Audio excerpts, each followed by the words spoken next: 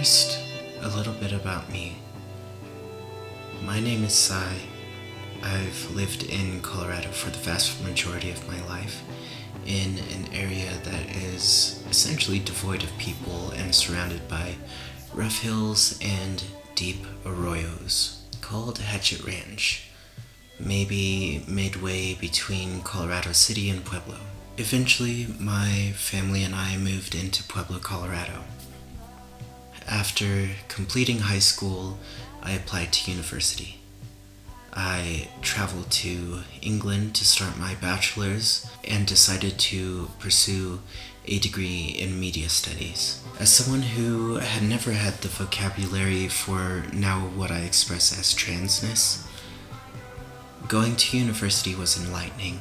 Access to information, experience, and broadened vocabulary granted me the privilege of exploring my identity. I came out as trans in late 2017, a decision that would lead to a massive amount of stress and struggle.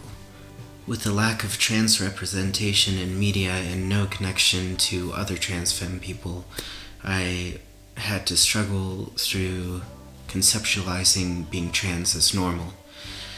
That the actions of my youth, then seemingly strange, were just signs of who I am now.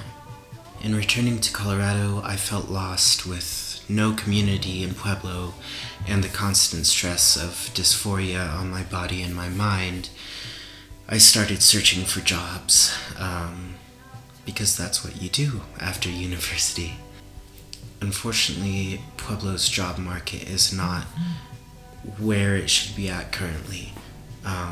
I wound up applying to 83 jobs in total, with only one out of the 83 jobs I applied for replying to my application and offering me an interview. The harsh reality of limited safety in any job that I was able to procure was a veritable stress on my life. Manifesting in multiple ways, both in self-doubt, shame for who I was, and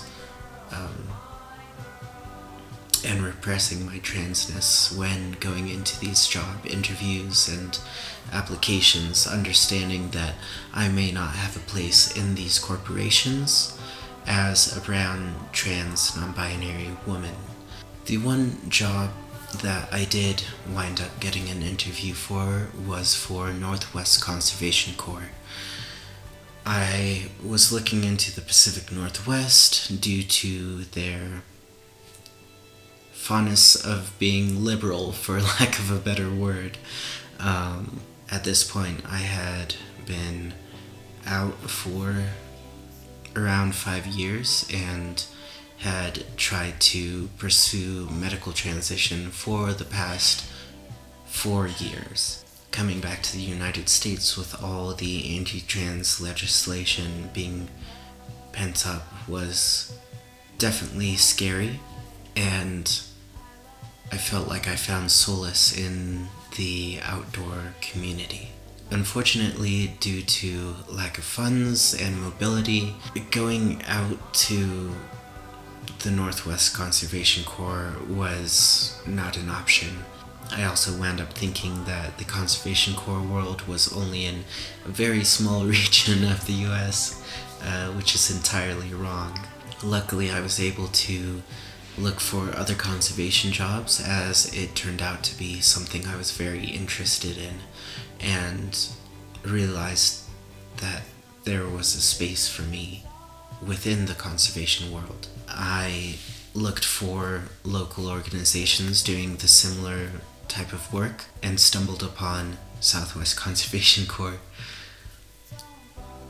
At the time, I actually had no idea that there were affinity crews available, but in looking on Southwest Conservation Corps' website, I saw that there were 2 that highly piqued my interest. The first of which was Women's Plus, and the second was Leaders of Color. I wound up applying for 3 mitigation crew positions. 2 days later, I was offered an interview. After having my interview with SCC, I wound up getting a job offer one day later for the Women's Plus Saw crew, and I can thoroughly say that my life hasn't been the same since. To have that space available to feel safe and ask questions, not just in terms of technical aspects, but also to question our own belief systems, has been wonderful and made me feel like there might be hope for the future. Having institutions provide these affinity groups and really drive home the point of representation for people like myself and what I can see other people finding representation in is so important.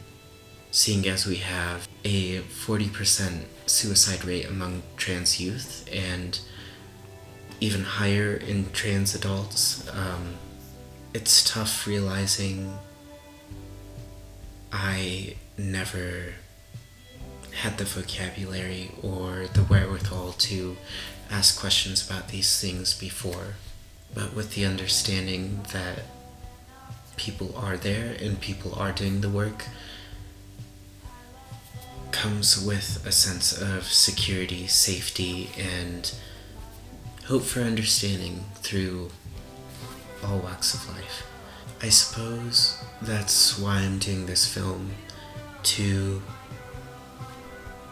show people there are options in historically patriarchal systems and industries, to understand that brown people deserve to exist within the outdoors, to show that trans people aren't dangerous, to show that trans people also have opportunities, that we are out here doing things other than what is so stereotyped in media, that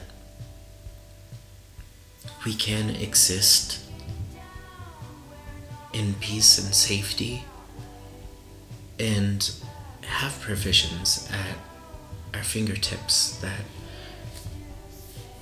might be applied later in the workforce or even in our general lives.